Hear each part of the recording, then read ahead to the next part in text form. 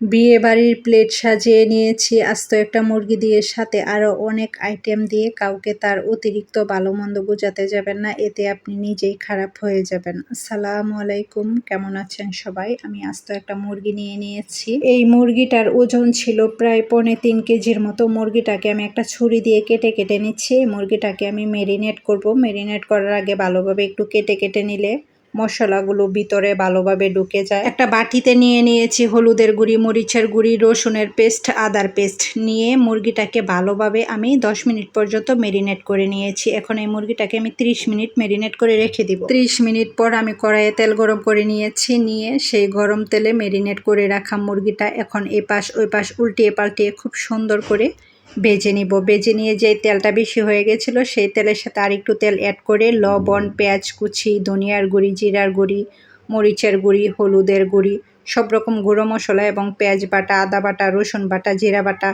সব রকম বাটা মশলা দিয়ে এখন আমি খুব সুন্দর করে এই মশলাটাকে কষিয়ে নিব যতক্ষণ পর্যন্ত না তেলটা উপরে বেশি ওঠে। যখন তেলটা উপরে বেশি উঠবে তখন দিয়ে দিব তেজপাতা, দিয়ে আরও কিছুক্ষণ কষিয়ে নিব। নিয়ে এখন সেই ভেজে রাখা মুরগিটা দিয়ে প্রায় 1 ঘন্টা সময় আমি অফ ক্যামেরায় এই মুরগিটাকে এপাশ ওই পাশ উল্টিয়ে পাল্টিয়ে খুব সুন্দর করে কষিয়ে নিয়েছিলাম। আপনাদের সাথে পুরো ভিডিওটা শেয়ার করিনি কারণ ভিডিওটা অনেক লং হয়ে যাবে। এদিকে আমি পোলাও রান্না করে নিয়েছিলাম অফ ক্যামেরায়। আমার পোলাও রান্না করাও কমপ্লিট। এখন বেরেস্তা দিয়ে পোলাওটাও নামিয়ে নিব। এখানে আমি বানাবো পেঁয়াজু বানানোর জন্য ডাল ব্লেন্ড করে নিয়েছি, কাঁচামরিচ দিয়েছি, পেঁয়াজ দিয়েছি, গুঁড়ো মশলা, বাটা মশলা, বেসন দিয়ে হাত দিয়ে ভালোভাবে সুন্দর করে ম্যাশ করে নিয়েছি। পেঁয়াজুগুলো বানিয়ে নিব, সাথে কিছু বেগুনও বেজে নিব এবং সাথে কিছু পটলও বেজে নিব। সব কিছুই আমি আস্তে আস্তে অফ ক্যামেরায় গুছিয়ে নিয়েছিলাম। আপনাদের সাথে অল্প একটু ভিডিও ক্লিপ শেয়ার করেছি কারণ পুরো ভিডিও আপনাদেরকে দেখানো যাবে না,